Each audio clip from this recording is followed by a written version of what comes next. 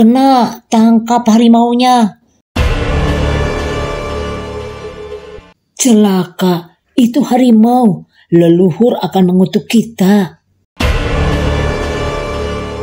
Cuk, nenek sedang mencari kakekmu yang sudah 2 hari tidak pulang. Kakekmu itu suka jalan-jalan ke dekat desa. Apa kalian lihat kakek?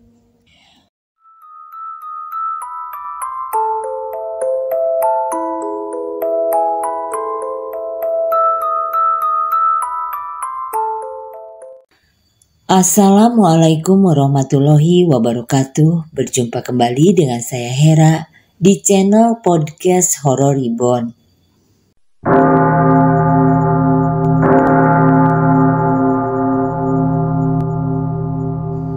Pagi tampak muram dengan awan kelabu yang menghampar di langit. Selaras dengan suasana desa yang teramat suram, tidak ada orang, tidak ada perbincangan. Tidak ada canda tawa. Penduduk bergidik ketakutan menyambut hari di dalam rumah dengan pintu dan jendela terkunci rapat.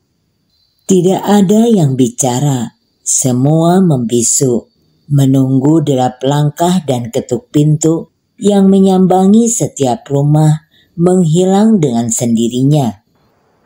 Derap langkah yang diiringi suara tongkat kayu yang beradu dengan batu terdengar mendekat, membuat siapapun yang mendengarnya meringkuk ngeri di dalam kamar.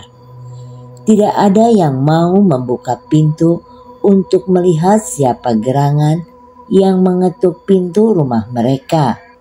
Bahkan mengintip dari celah kayu pun warga tidak berani. Nuryani tersentak mendengar suara ketukan di pintunya. Ia melirik 2 cucu perempuan di belakangnya, mengisyaratkan mereka untuk bersembunyi di belakang punggungnya. "Cuk, lihat kakekmu tidak?" Wanita berumur 60-an itu tidak menjawab. Takut malapetaka akan terjadi jika ia membuka pintu. Walau Nuryani tidak melanggar tradisi seperti warga desa lainnya, dirinya tetap merasa ikut andil dalam kejadian malang itu. "Nenek sedang mencari kakekmu. Sudah seminggu lebih tidak pulang. Dia biasanya suka main di dekat kampung. Apa kamu melihatnya, Cuk?" Tidak mendapat jawaban. Selama beberapa saat, suara langkah kaki terdengar menjauh, meninggalkan rumah panggung kecil milik wanita tua itu. Nuryani merosot ke lantai. Tubuh ringkihnya terasa lemas setelah tadi begitu tegang. 2 cucu di belakangnya saling tatap, tidak mengerti. Wanita tua itu sengaja tidak menceritakan apa-apa, hanya menyuruh kedua cucunya diam bersembunyi. Sudah beberapa hari desa ini melewati pagi dengan penuh cekaman. Tidak akan ada orang yang berani keluar sampai suara langkah kaki itu menghilang.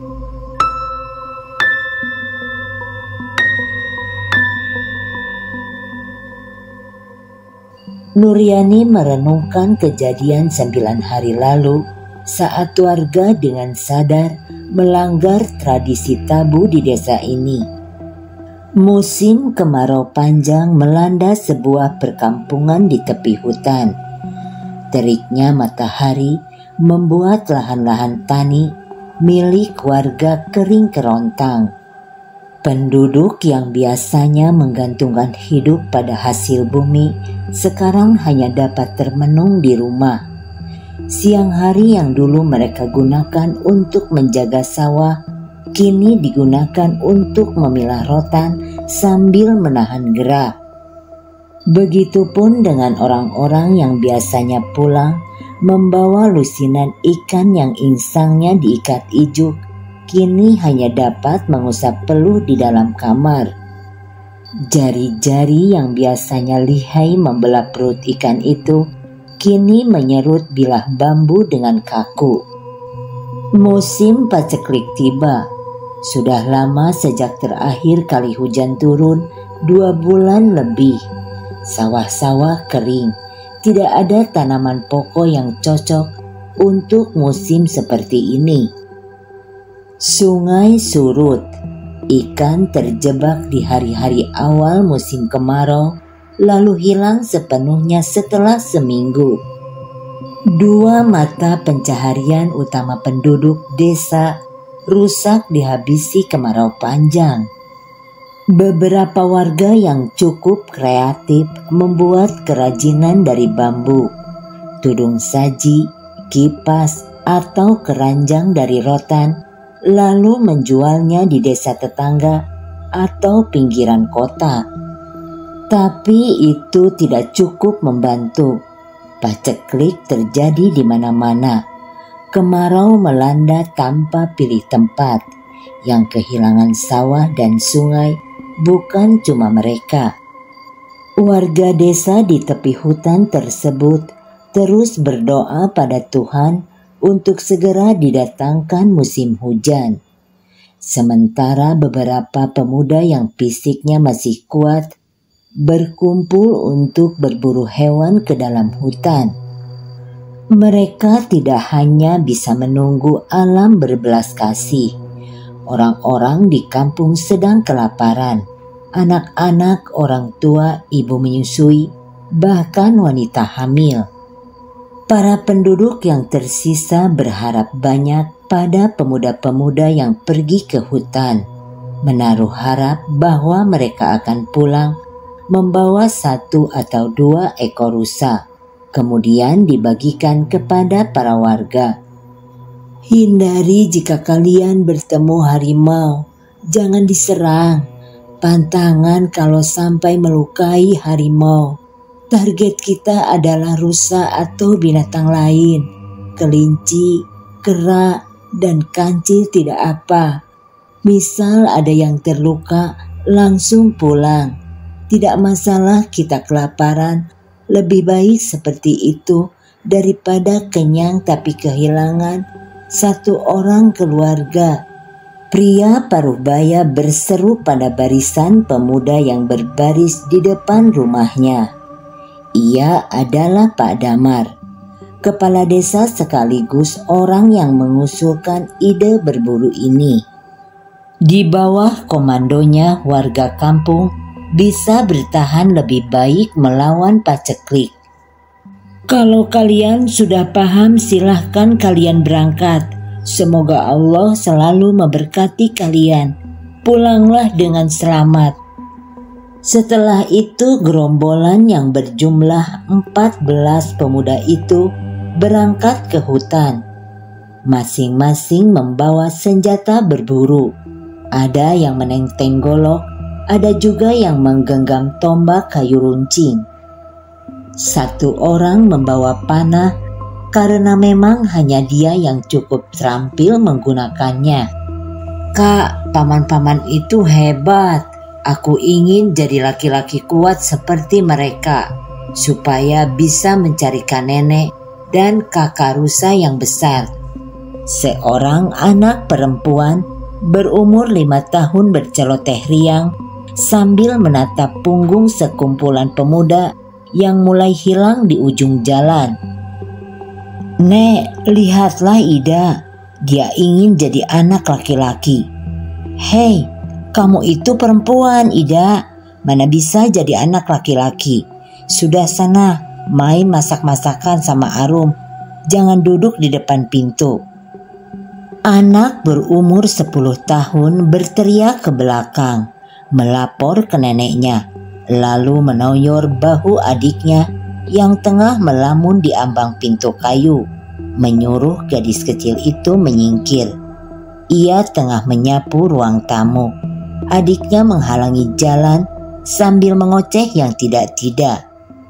Kak Wati jahat, sudah tahu aku ada di sini, malah menyapu sampah ke sini. Anak bernama Ida menggerutu sebal, seraya bangkit. Langkah kakinya meniti tangga perlahan turun dari rumah panggung kecil mereka. Wati mendengus sebal menatap punggung kecil adiknya yang berlarian di halaman menuju rumah sebelah, hendak bermain dengan temannya Arum.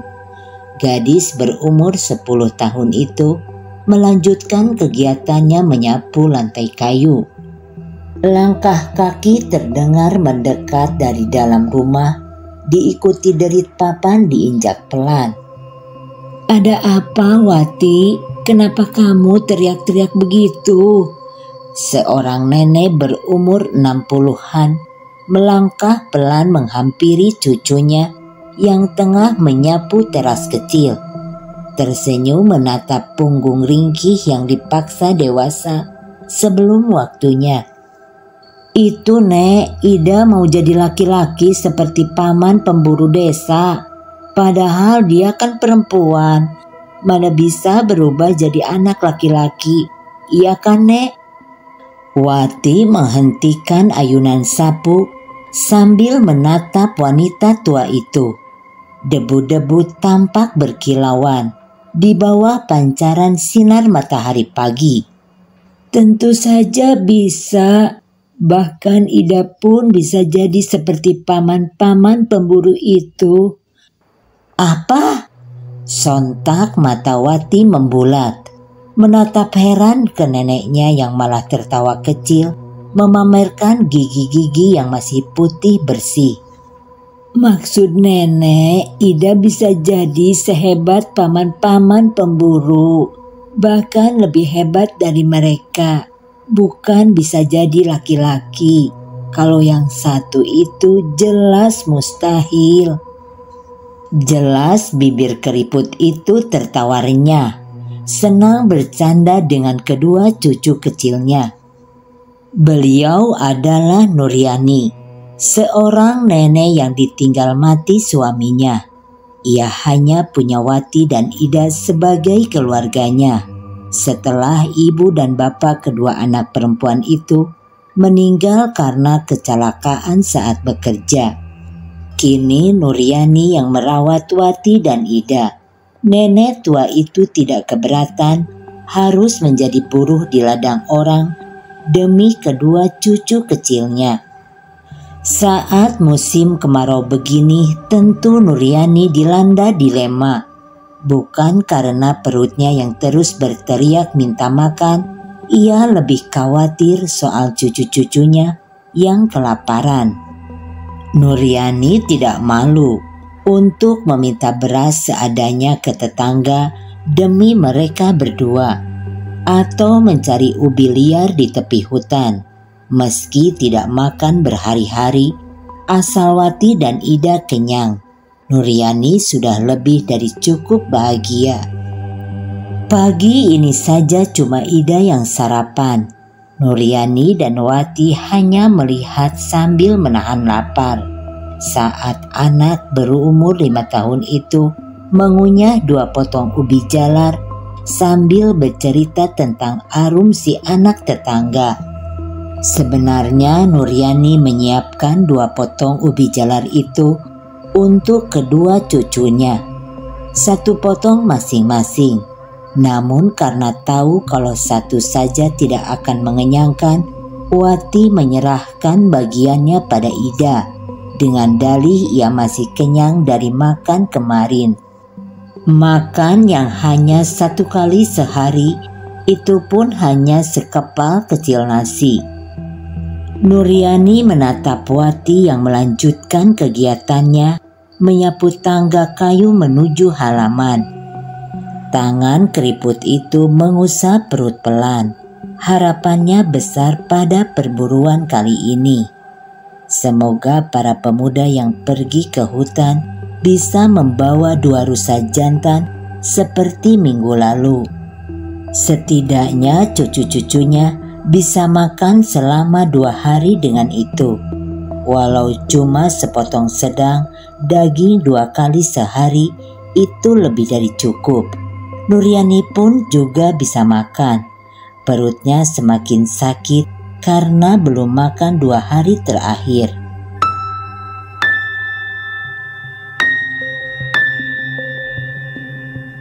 "14 pemuda yang menelusuri hutan berseru kesal.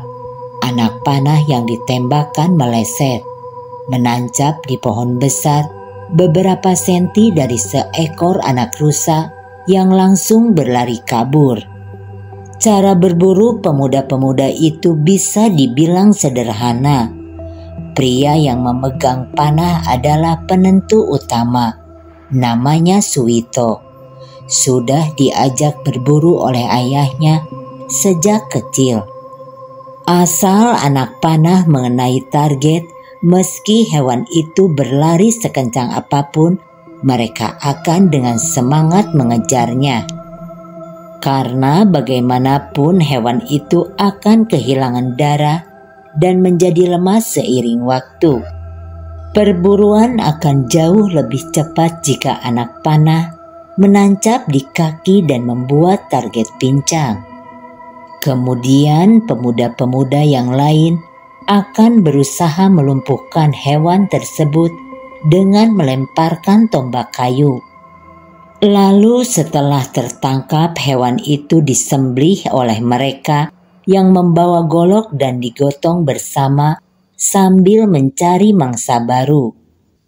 Mereka akan pulang saat matahari mulai tergelincir di cakrawala. Untung-untung bisa membawa 2 atau 3 hewan buruan. Namun meski matahari mulai terbenam, 14 orang itu sama sekali belum menangkap 1 ekor hewan pun. Yang tadi itu nyaris, meski masih kecil. Anak rusa setidaknya memberi makan 1 desa walau hanya sekali dengan porsi seadanya. Itu sudah sangat cukup untuk mereka. Ketika pemuda-pemuda itu hendak beranjak pulang, saat itulah Suwito melihat seekor harimau besar berjalan di antara semak-semak, beberapa belas meter dari mereka. Tubuhnya yang besar dan kekar kelihatan berisi. Langkahnya mantap. Loreng hitam di bulu oren itu tampak menawan. Matanya nyalang berwarna kehijauan. Entah dari mana datangnya keberanian Suwito. Mengingat anak istrinya yang kelaparan, ia sigap mengangkat busur ke arah harimau besar itu. Memanahnya tanpa pikir panjang. Cerep!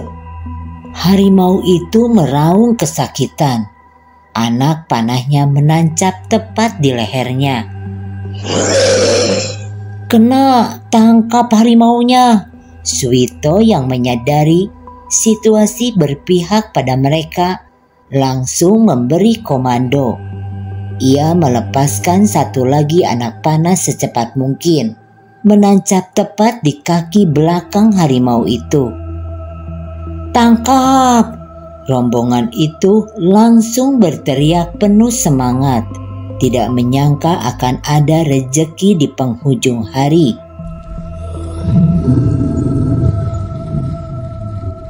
Harimau besar melawan balik, tidak seperti rusa yang akan berlari kabur saat diburu. Harimau adalah penguasa hutan. Ia berdiri tegap melawan musuh untuk bertahan hidup. Jangan lempar tombaknya, kelilingi harimau itu, tusuk pakai tombak, biarkan aku yang memanah. Suwito memberi arahan.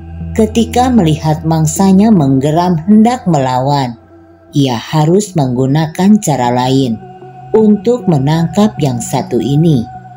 Mereka bisa celaka kalau asal melempar tombak yang jumlahnya cuma 9. Setelah setengah jam pertarungan, harimau itu akhirnya terkapar lemas, kehilangan banyak darah.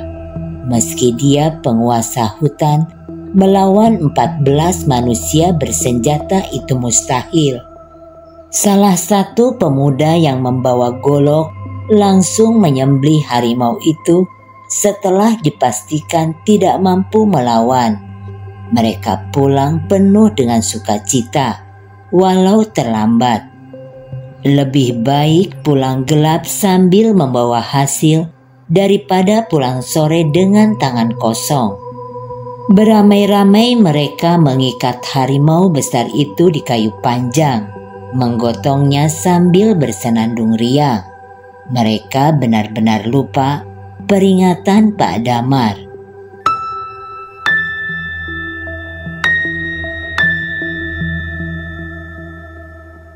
Warga desa sudah cemas, takut terjadi suatu hal yang tidak diinginkan dengan 14 pemuda yang berburu itu. Namun saat mereka datang dengan riangnya, sambil bersenandung memasuki desa, kekhawatiran mereka hilang. Orang-orang sudah berkumpul di tepi hutan sambil menyalakan obor. Pemuda-pemuda itu jadi terbantu ketika melihat gemerlap cahaya api di kejauhan. Sayangnya bukan senang, para warga malah bergidik ngeri melihat apa yang mereka bawa. Celaka, itu harimau, leluhur akan mengutuk kita. Seruan salah seorang tetua kampung membuat Suwito dan kawan-kawannya tersadar kalau mereka sudah melakukan kesalahan besar. Sontak mereka langsung melepas kayu yang digunakan untuk memanggul mayat harimau besar itu, membuatnya berdebam di tanah. Pak Damar datang beberapa saat kemudian. Warga tengah berbisik mengelilingi harimau yang sudah tidak bernyawa. Beberapa warga takut akan mendapat kutukan, sedangkan yang lainnya tidak sabar mendapat bagian. Tubuh besar binatang itu tampak menggiurkan. Mereka jelas bisa makan enak selama 2 minggu sampai 3 hari ke depan dengan harimau sebesar itu. Kita telah melanggar tradisi kampung ini. Seharusnya harimau tidak boleh disakiti.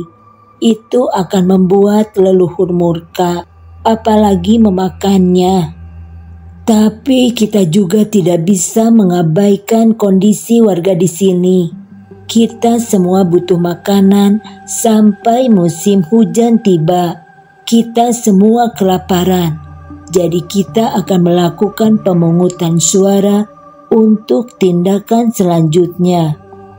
Pak Damar berbicara netral setelah memperhatikan keluh kesah warga. Sebagai kepala desa, dirinya tidak boleh secara sepihak memutuskan hal sepenting ini. Hasil dari pemungutan suara sudah bisa ditebak. Kebanyakan orang memilih untuk memakan harimau besar itu. Rasa lapar yang menggerogoti lambung mereka membuat warga kampung meremehkan tradisi.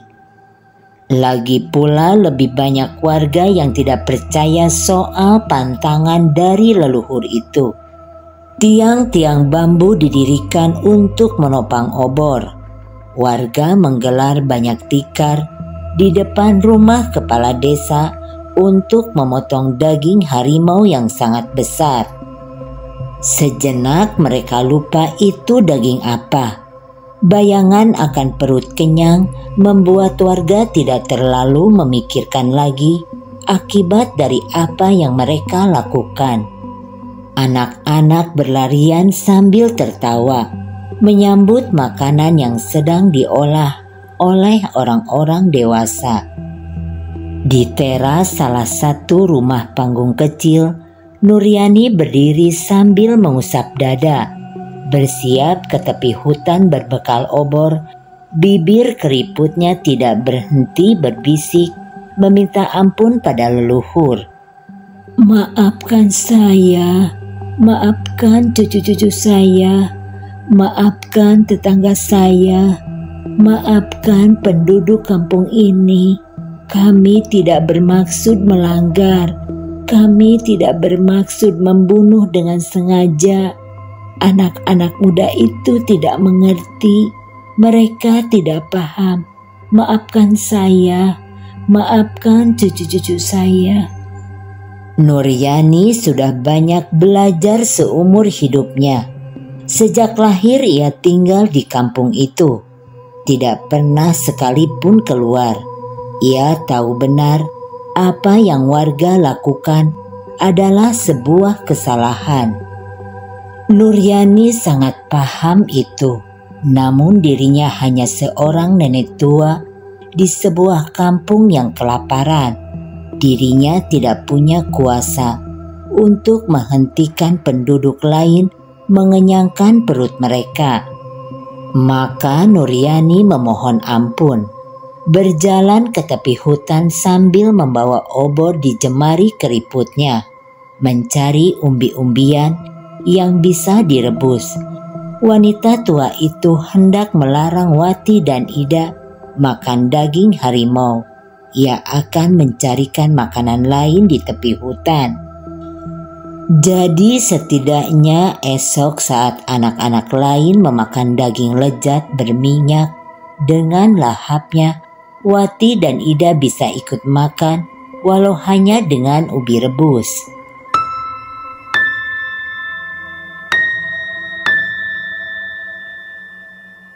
Kenapa kita tidak boleh makan daging, Nek? Ida bersungut saat Nuryani membawakan 3 potong ubi rebus berukuran kecil sebagai menu sarapan. Sedangkan Wati hanya termenung menatap Arum memakan sepotong besar daging di teras rumahnya dari jendela.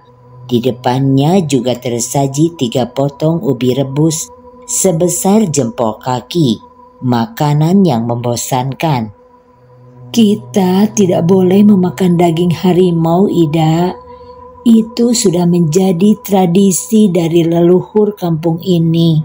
Menyakitinya saja tidak boleh, apalagi sampai memakan dagingnya. Kita bisa celaka. Nenek tidak mau kalian kenapa-napa. Ida masih cemberut mendengar penjelasan Nuryani. Ia tidak begitu paham. Meski demikian, tangan kecil itu meraih sepotong ubi dan mengunyahnya lahap. Bagaimanapun anak berumur 5 tahun itu lapar. Perutnya yang sudah diisi air putih sejak kemarin siang menggerutu sakit. Tak lama Wati ikut makan, membuat neneknya tersenyum bahagia. Anak itu tidak banyak protes. Ia memang selalu mematuhi apapun yang dikatakan neneknya. Meski baru berumur 10 tahun, pikiran gadis itu sudah matang. Ia tahu neneknya tidak akan meminta hal apapun tanpa alasan, walau dirinya juga agak kesal karena tidak bisa makan daging. Wati yakin neneknya benar. Akan ada ganjaran kalau mereka sampai memakan daging harimau yang seharusnya dipantang itu. 2 hari berlalu dalam damai dan penuh kesenangan di kampung sejak malam itu. Warga telah sepenuhnya melupakan apa yang mereka makan. Yang jelas mereka kenyang untuk 2 hari ini. Makan 2 kali sehari selama 2 hari berturut-turut sungguhlah sesuatu yang istimewa sejak musim kemarau datang. Pagi ini penduduk kampung makan ubi rebus lagi, kembali sarapan seadanya. Tadi malam adalah jatah daging terakhir yang dibagikan. Tapi mereka tidak masalah. 2 hari kemarin sudah memberikan semangat dan tenaga yang cukup. 14 pemuda yang bertugas mencari hewan buruan 2 hari terakhir ini hanya membawa pulang seekor kelinci saja. Memang tidak mudah menangkap rusa atau hewan besar lain. Mereka selalu membawa beberapa umbi-umbian jika tidak dapat menangkap mangsa. Pagi mulai merangkak naik saat seorang nenek berjalan memasuki kampung tersebut. Tangan kanannya yang keriput memegang tongkat sembari tangan kiri menutup hidung dan bibir. Nenek itu mengenakan pakaian bertudung, terus menunduk sambil berjalan membungkuk. Warga yang baru melepas kepergian rombongan pemuda ke hutan menatap dengan heran. Tidak biasanya ada orang asing yang mampir ke kampung mereka. Apalagi letak kampung ini di pelosok dekat hutan. Ada perlu apa nenek itu kemari? Entah kenapa suasana sekitar mendadak hening. Derik serangga dan kicau burung yang biasanya berisik di tepi hutan menghilang. Nenek itu menghampiri rombongan orang yang berkumpul. "Cuk, nenek sedang mencari kakekmu yang sudah 2 hari tidak pulang. Kakekmu itu suka jalan-jalan ke dekat desa. Apa kalian lihat kakek?" Nenek bungkuk itu bertanya sambil tetap menunduk, seakan enggan memperlihatkan wajahnya. Suaranya lembut tapi dalam. Semua orang di situ terdiam, mendengarnya hanya mereka menggeleng. Tidak berani berucap. Tanpa bicara nenek itu melangkah pergi menuju rumah warga. Tongkat kayunya menimbulkan suara nyaring saat terantuk batu. Selepas kepergiannya salah satu wanita paruh baya yang berada di antara gerombolan orang di tepi hutan itu jatuh terduduk. Tadi ia sempat melihat mata nenek bertongkat yang menatap nyalang seperti mata harimau. "Celaka! Kita akan dikutuk. Kita telah melanggar tradisi. Leluhur hutan akan mengutuk kita," desisnya ketakutan. Ia mendadak ingat cerita ibunya, bahwa jika leluhur datang dalam wujud manusia, mereka tidak akan memiliki garis di bawah hidungnya. Alasan nenek tadi menutup hidung dan mulutnya mungkin karena ia bukanlah manusia. Satu persatu rumah disambangi nenek itu.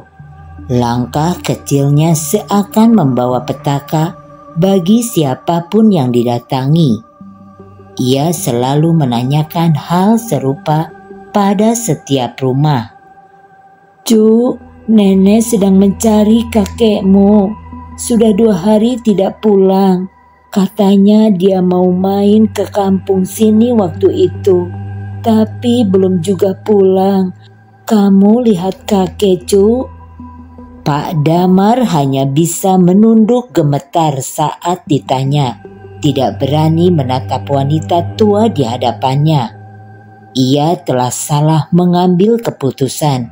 Lelaki parubaya itu sadar kalau kakek yang dimaksud adalah harimau besar yang mereka makan. Pak Damar ingin berlutut dan meminta ampun saat itu juga.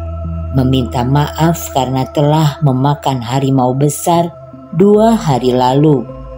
Tapi rasa takut membuat tubuhnya kaku. Ia hanya bisa menggeleng pelan.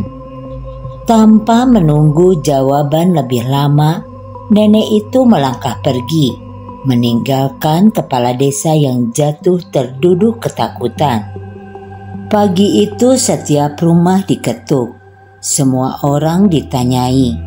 Beberapa warga yang tersadar langsung mengunci pintu di rumah. Berusaha tidak bersuara saat pintu diketuk dari luar. Mereka takut menjawab pertanyaan nenek tua yang selalu menutup sebagian wajahnya itu. Takut melihat mata yang menatap nyalang. Nenek itu pergi setelah mengetuk setiap pintu rumah, meninggalkan desa yang seluruh warganya meringkuk ketakutan di kamar. Untuk beberapa saat pemukiman di tepi hutan itu tampak seperti desa mati. Warga pikir nenek tua itu hanya datang sekali. Mereka sama sekali tidak menyangka bahwa kedepannya setiap pagi akan ada teror yang menyambangi setiap pintu rumah. Langkah kaki yang lirih tapi terdengar sampai ujung desa. Suara tongkat yang teramat nyaring, seakan nenek itu ada di depan mata. Lalu yang paling membuat warga ngeri ketika pintu rumah mereka diketuk pelan dari luar. "Cu, lihat kakekmu tidak?"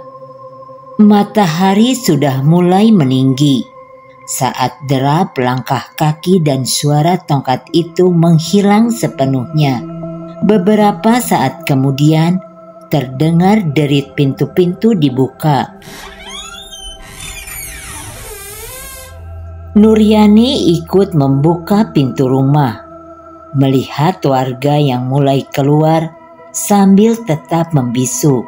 Suasana ngeri masih terasa di desa. Mereka enggan membicarakannya. Semua berpura-pura tidak ada yang terjadi. Sebisa mungkin berusaha bertingkah seperti biasa, walau lebih baik diam.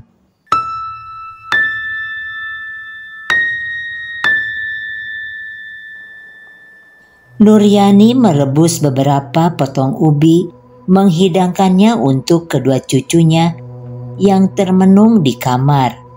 "Sarapan, Cu. Nenek ada ubi buat kalian," ucapnya meletakkan piring di hadapan kedua anak perempuan itu. Wati diam saat adiknya mulai meraih sepotong ubi. Pikirannya sesak dipenuhi pertanyaan. "Nek, sampai kapan kita tidak boleh keluar?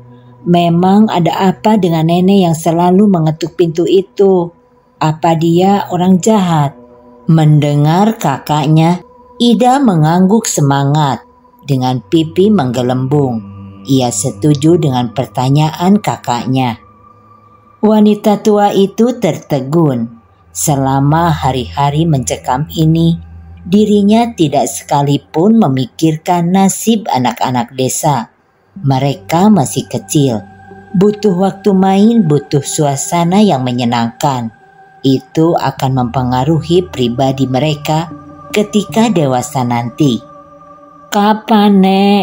Aku ingin bermain bersama Arum lagi pagi-pagi." Ida ikut bertanya setelah ubi di mulutnya habis.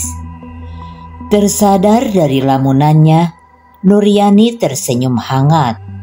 Tekad wanita itu bulat, meski dirinya sendiri tidak tahu bagaimana cara pastinya. Ia memutuskan untuk menjawab pertanyaan nenek tua bertongkat itu esok. "Besok, Cu. Besok hari terakhir kita tidak boleh keluar pagi. Setelah itu kalian bisa main sepuasnya." Kalimat Nuryani ditanggapi dengan ceria oleh kedua cucunya. Nuryani sedang memasak air saat pintu rumahnya diketuk pelan. Sedari awal derap langkah nenek tua itu terdengar, ia berusaha beraktivitas seperti biasa. Meski ngeri, dirinya merasa harus melakukan sesuatu untuk mengakhiri situasi ini. "Iya, sebentar," sahutnya dari dalam. Saat membuka pintu, wanita itu sedikit terkejut mendapat sesosok nenek dengan wajah tertutup berdiri di sana. "Nenek sedang mencari kakekmu. Sudah seminggu lebih tidak pulang. Dia biasanya suka main ke dekat kampung. Apa kamu melihatnya, Nak?" Nuryani bingung harus menjawab apa. Bulu kuduknya meremang. Ia tahu sekali Ada yang aneh dengan nenek tua di hadapannya. Meski ketakutan, ia tidak bisa mundur. "Masuk dulu, Nek. Istirahat dulu. Kita bicara di dalam saja." Nenek tua itu masuk lalu duduk di ruang tamu. Tangan kirinya masih menutupi mulut dan hidung. Wajahnya terus menunduk. "Silahkan, Nek. Maaf, cuma ada air putih. Musim paceklik." Nuryani datang dari belakang sambil membawa nampan berisi segelas air putih. Nenek ini pasti haus, pikirnya. Setelah duduk, Nuryani mulai bertanya soal kakek yang tengah dicari. Setengah hati ia berharap kakek itu bukanlah harimau yang warga makan tempo hari. "Siapa tahu saya ingat kalau nenek ceritakan seperti apa kakek yang sedang nenek cari. Soalnya saya sudah mulai pikun. Bisa jadi saya melihat kakek saat mencari ubi di tepi hutan. Tapi lupa." Perempuan tua itu di hadapan Nuryani tetap menunduk, tidak berbicara sama sekali. "Nek, Ida lapar, perut Ida sakit." Sebelum sempat merespon, terdengar rintihan dari dalam, memecah keheningan di ruang tamu. "Maaf, Nek, saya tinggal dulu. Itu cucu saya." Nuryani izin ke belakang untuk menemui cucunya di kamar. Nenek bertongkat itu mengikuti tanpa suara. Langkah kakinya halus, bagai tidak menyentuh lantai. Ia memperhatikan keadaan keluarga kecil Nuryani. "Nek, Ida lapar sekali." Nuryani mengusap perut anak berumur 5 tahun itu sambil menitikkan air mata, berusaha menenangkan cucunya. "Sabar ya, Nak. Kawati lagi cari ubi. Sebentar lagi pulang. Kamu tahan dulu ya. Nanti ubi punya nenek. Ida makan saja. Nenek sudah kenyang." Memang, tadi Nuryani meminta tolong pada Wati untuk mencari ubi karena dirinya harus ada di rumah saat pintu diketuk. Melihat hal tersebut, nenek tua di belakang Nuryani merasa kasihan. Amarah di matanya yang membara perlahan redup. Niat awalnya kemari untuk membalas kematian pasangannya luruh. Kondisi kampung ini sebegitu memprihatinkan hingga mereka hampir tidak memiliki apapun untuk dimakan. Anak-anak kelaparan, orang tua tidak makan berhari-hari, wanita hamil menderita. Nenek itu lalu kembali duduk tanpa disadari oleh Nuryani. Saat kembali ke ruang tamu, Nuryani sudah menghapus air matanya. Ia tersenyum ramah pada nenek tua yang tengah menatapnya sambil menutup mulut dan hidung. "Maaf lama, Nek." "Kamu orang baik, Nuryani. Kamu satu-satunya orang yang tidak memakan daging harimau itu. Kamu berhati tulus, jiwamu bersih. Kamu adalah alasan nenek memaafkan kampung ini. Sampaikan pesanku pada Pak Damar. Dia harus mengajarkan penduduk tentang tradisi-tradisi leluhur yang sudah mulai dilupakan, tentang aturan-aturan yang tidak boleh dilanggar." Nenek itu berkata sambil berdiri. Suara tongkatnya nyaring beradu dengan papan kayu. Nuryani menunduk ketika mendengar apa yang dikatakan nenek di hadapannya. "Tidak ada yang jera jika tidak ada hukuman. Meski nenek memaafkan kampung kalian, nenek akan tetap memberi peringatan. Sampaikan itu pada Nak Damar. Jadikan ini sebagai teguran atas kelalaian kalian. Tepat setelah kalimat itu meluncur sempurna, nenek tua yang sedari tadi menutup setengah wajahnya berubah menjadi seekor harimau besar di hadapan Nuryani.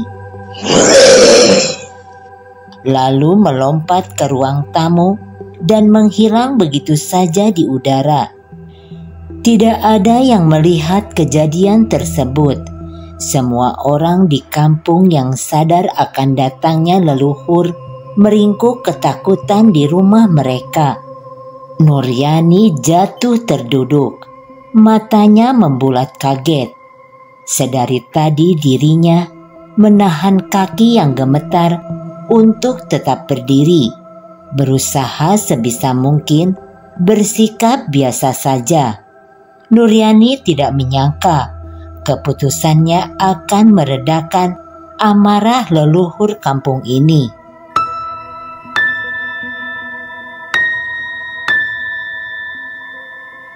Pak Damar menangis haru saat Nuryani menyampaikan pesan leluhur kampung siang harinya. Pria Parubaya itu tak henti-hentinya berlutut dan menciumi punggung tangan Nuryani. Berterima kasih banyak karena wanita yang beberapa belas tahun lebih tua darinya itu telah menyelamatkan kampung mereka. Warga pun sepenuhnya percaya dengan tradisi kampung sekarang. Pengalaman pagi tadi membuat mereka sadar kalau hal-hal gaib memang nyata adanya. Para warga juga panik saat 14 orang yang berangkat ke hutan tadi tidak kunjung pulang sampai malam tiba, bahkan sampai esok hari. Entah apa yang menimpa mereka di tengah hutan. Mengingat pesan nenek leluhur yang berkata akan memberi peringatan, kerabat dari 14 pemuda itu langsung menangis histeris. Orang-orang mengadakan yasinan pada hari ketiga. Hilangnya para pemuda yang pergi ke hutan. Berpikir kalau 14 orang itu dihukum mati karena merekalah yang membunuh harimau jantan tersebut. Beruntungnya saat para kerabat sudah pasrah dan mulai melepaskan kepergian mereka, pemuda-pemuda itu kembali dengan selamat. Mereka hilang selama seminggu, tidak bisa menemukan jalan pulang. Mereka sudah berputar-putar. Pengalaman itu menjadi teguran yang kuat untuk mereka semua. Musim hujan datang sebulan kemudian. Penduduk kampung merayakan dengan sujud syukur. Kini tradisi kampung itu menjadi kental kembali. Semua orang menceritakannya pada anak cucu mereka agar tidak dilupakan. Bagaimanapun menjunjung tinggi tradisi di sebuah tempat sangatlah penting, karena tidak ada yang tahu bagaimana tradisi tersebut terbentuk.